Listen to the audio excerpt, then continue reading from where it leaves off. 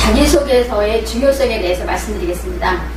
대체적으로 입사관들이 서류 심사를 할 때 학생부, 그 다음에 추천서, 자기소개서, 주로 이제 그 주된 서류가 이 세 가지죠. 자, 이것 중에서 만약에 학생부를 먼저 본다면 선입견이 생기죠. 왜냐하면 학생부에 이미 이제 점수가 다 나와 있으니까. 그래서 만약에 이 학생부를 먼저 보게 된다 하면 이 학생부 종합 전형의 본래 의도인 바로 뭐냐면 대학에 들어와서 공부를 열심히 할 어떤 잠재력을 지닌 그런 학생을 뽑겠다라는 학생부 종합 전형의 본래 의도를 훼손하게 되는 거죠. 그래서 입사관들은 서류 심사를 할 때 가장 먼저 보는 게 자기소개서입니다. 따라서 이 자기소개서를 잘 쓴다면 자기가 내신에서 조금 불리한 점이 있다고 할지라도 그 불리한 점을 얼마든지 만회를 할 수 있는 그런 좋은 기회가 될 수가 있겠죠. 그래서 이제 학생부 종합전형은 결국은 내신으로만 줄을 세우지 않는다는 거죠. 그만큼 어떤 자기소개서나 추천서가 그만큼 영향을 많이 미친다는 거죠. 그래서 학생부의 그 내신이 1.5인 학생은 오히려 떨어지고요. 그다음에 내신 2.8인 학생은 오히려 합격하는 경우, 즉 어떤 내신의 점수와는 서로 상반되는 결과가 굉장히 많이 나올 수가 있어요. 그동안 저희들이 쭉 합격자 점수와 그 다음에 탈락자 점수를 비교를 해보면 굉장히 그런 상황들이 많이 있어요. 이것이 바로 뭐냐면 자기소개서의 중요성을 나타내는 하나의 단적이고 상징적인 어떤 증거가 되겠죠. 본인, 자기소개서는 본인이 써야 되는 거죠. 맞아요, 그거는. 자, 그렇지만은 자기소개서를 쓰고 난 다음에는 반드시 거쳐야 될 절차가 있어요. 바로 전문가의 손길을 거치는 첨삭이 필요하다는 거죠. 그래야 질문의 의도에 맞는 그러한 내용으로 입사관들을 감동시킬 수 있는 그런 자기소개서가 나오게 되죠. 때로 저희들이 첨삭을 하다 보면 굉장히 그 학교에서 하는 상도 되게 많이 받고요. 성적도 좋고 이런 학생들이 그저 자기 스펙에 취해서 자기 자랑만 늘어놓는 그런 자기소개서를 굉장히 많이 봐요. 그럴 땐 아예 처음부터 완전히 다 뜯어 고쳐야 되는 경우도 되게 많이 있어요.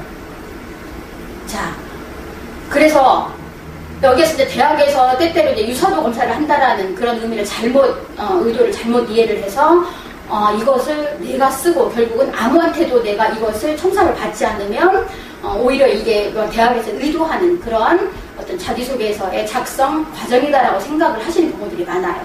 이랬을 때는 굉장히 낭패를 보는 경우들이 많죠. 그리고 이제 상황에 따라 저희들이 이제 면접하는 과정에서 그 전에 이제 나름대로 쓴 자기소개서를 가지고 어떻게 3배수, 4배수에 어떻게 들어서 면접을 하는 경우들이 있어요.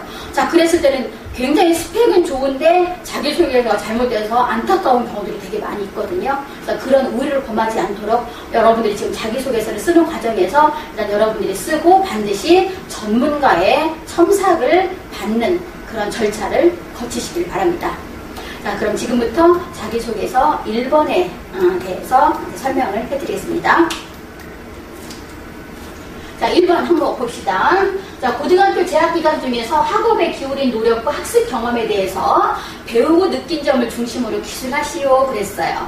자, 1번 우리가 자기소개서를 각 항목별을 볼 때 가장 첫 번째 해야 될 건 뭐냐 하면 자기소개서 그 각 항목의 질문의 의도를 파악을 하는 거예요. 자, 봅시다. 고등학교 재학기간 중에서 자, 무엇에 학업에 기울인 노력과 경험에 대해서 써라 그랬어요. 자, 그렇다면 1번은 바로 뭐냐면 여러분들의 학습의 능력에 관련이 된 것을 평가하고자 하는 거겠죠. 그냥 구체적으로는 여러분들이 자기 주도적인 학습 능력이 있나? 자, 그 다음에 두 번째는 창의성, 창의적인 문제 해결 능력이 있나? 그 다음에 잠재력, 그 다음에 발전 가능성이 있냐라는 것을 평가를 하고자 하는 거죠.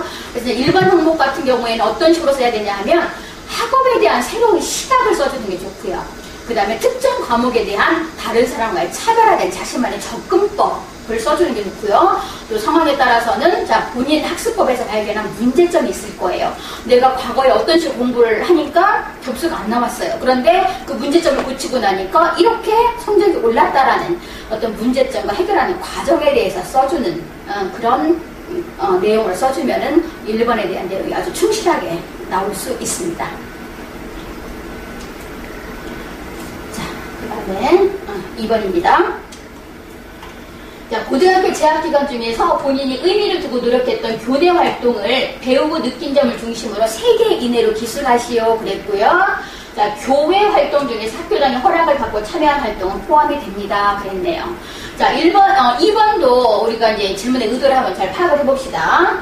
자, 고등학교 재학기간입니다. 중학교 아니에요. 자, 고등학교 재학기간 중에서 본인이 의미를 두고 노력했던 무슨 활동? 교내 활동입니다. 교회 활동 아니에요. 자, 교내 활동을 중심으로 해서 기술하시오 그랬는데요.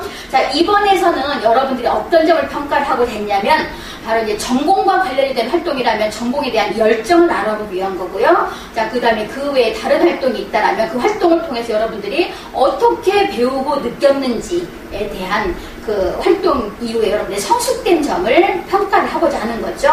자, 그래서 여기에서는 또 반드시 어떤 내용이 들어가야 되냐면은 이 교내 활동을 했던 지원 동기 왜 필요했는지 이거 다른 말로 하면 배경이 되겠죠. 자, 이것을 반드시 써야 되고요. 그 다음에 그 활동이 어떠한 의미가 있었는지 그리고 그의 활동을 한 이후에 본인이 어떻게 성숙이 되어 있는지 라는 이 3가지 항목을 각 단계별로 써줘야 되고요. 그 다음에 여기에서 3가지라고 얘기를 했어요. 그렇다면 3가지 활동이 하나의 주제랑 관련이 됐을 수도 있겠고요. 만약에 서로 별개의 내용이다라고 한다면 각 항목별로 1번에 뭐, 2번에 뭐, 3번에 뭐 이런 식으로 해서 깔끔하게 정리를 해주는 것이 좋습니다. 자, 그 다음에 3번입니다. 학교 생활 중에서 배려, 나눔, 협력, 갈등 관리 등을 실천한 사례를 들고 그 과정을 통해서 배우고 느낀 점을 기술하시오 그랬어요. 자, 3번. 자, 대체적으로 보면 여기에서 이제 갈등에 대해서 많이 써주거든요, 학생들이. 자, 그렇다면 만약 갈등에 대해서 쓰고 싶으면 갈등의 원인이 무엇이고 그 갈등이 어떠한 과정을 거쳐서 그 과정, 그 다음에 어떻게 결과가 나왔는지 그래서 원인, 과정, 결과를 반드시 구체적으로 써주셔야 되고요. 그 다음에 여기에서 뭐 배려, 나눔, 협력 자, 이러한 내용을 쓰고자 할 때도 반드시 본인이 노력한 활동이나 역할이 뚜렷하게 드러날 수 있도록 써줘야 됩니다. 자, 그렇게 해서 그리고 이제 여기에서 배려, 나눔, 협력, 갈등 이것을 갖다가 어느 한 가지 사례를 가지고서 이 4가지를 싹 녹여내려고 한다는 굉장히 어색하게 내용이 나올 거예요. 그렇게 해서는 안 되고요. 자, 여기서 한 가지 일화를 중심으로 해서 배려, 나눔 뭐 이걸 써준다 할지 아니면 협력, 갈등을 써준다 할지 이렇게 해서 4가지를 다 넣어줄 필요는 없습니다. 자, 그런 점을 명심하신다면 3번에서도 좋은 내용이 나올 수 있습니다. 자, 4번 자유문항입니다. 자, 지원 동기와 학업 계획을 중심으로 자신의 향후 진로에 대해서 기술해 주십시오. 자, 그랬으니까 지원 동기 써줘야 되겠고요. 학업 계획 같이 들어가줘야 됩니다. 반드시 어떤 일화를 중심으로 하거나 구체적인 예를 들어서 자기의 생각을 써주는 것이 좋습니다. 네, 저희 수시 입학 전문 허브의 대학원은요 2006년도부터 대치동에서 전국 최초로 수시 입학 전문 학원으로서 운영되어 오고 있고요. 자, 그런 만큼 수시에 관해서 굉장히 많은 노하우를 가지고 있습니다. 자, 저희 그리고 이제 저희들이 이 대학별 논술 시리즈, 각 대학별로 논술 시리즈를 또 전국 최초로 발간을 했고요. 그 외에도 수시에 관련된 책을 50여 권 이상 저희들이 집필을 했습니다. 그 다음에 저희 하는 일을 말씀을 드릴게요. 자, 저희 하는 일은 서울 주요대 입시 컨설팅을 하고 있습니다.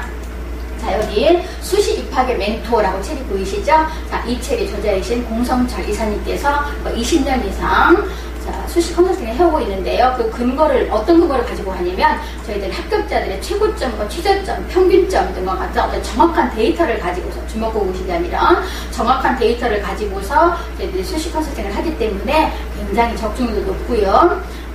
그리고 어떤 그 학생들이나 학부모님들이 그 결과에 대해서 대단히 만족을 하시고 있습니다. 자, 그 다음에 저희들은 자기소개서를 지도하고 첨삭을 하고 있는데요. 자, 특히 이제 금년 같은 경우에는 자기소개서에 대해서 이제 쓸 수 있는 사항 아니면 절대 써서는 안 될 사항이 되게 많이 있죠. 자, 그런 사항들을 정확하게 이제 점검을 하고요. 그 다음에 입사관들을 감동을 시킬 수 있는 그런 성공적인 자기소개서가 될 수 있도록 저희들이 지도 첨삭을 하고 있습니다. 자, 그 다음에 대학별, 개인별, 면접반, 논술반 운영을 하고 있고요. 그래서 이제 특히 면접반 같은 경우에는 실질적으로 교수님이 질문하고 대답하는 것처럼 그 모의 시뮬레이션을 진행을 하고 비디오를 다 촬영하고 자, 이런 여러 가지 과정을 거쳐서 학생들이 실제 면접장에 가서도 어떠한 질문이 나왔을 때도 아주 그 자연스럽게 자기 생각을 나타낼 수 있도록 그렇게 지도를 하고 있습니다. 그리고 상위 1% 국영수 탐구 과목에 관한 상위 1% 캠프를 진행을 하고 있고요. 그 다음에 저희들이 또 그 합격을 위한 학생부 연관 관리대 중점 어떤 업무로 저희들이 진행을 하고 있는데요. 자, 학생부는 굉장히 중요하죠. 자, 이 학생부와 자기소개서가 들어가는 학생부 종합전형이 전체 수시 모집 인원의 36%나 되는 많은 숫자를 모집을 하고 있어요. 자, 그만큼 자기소개서를 쓸 수 있는 학생부의 기본 자료가 굉장히 중요하고요. 자, 그리고 나서 이제 그 다음에 이제 교과 우수자나 논술 전형이나 자, 이런 데서는 수능 최저가 굉장히 높아요.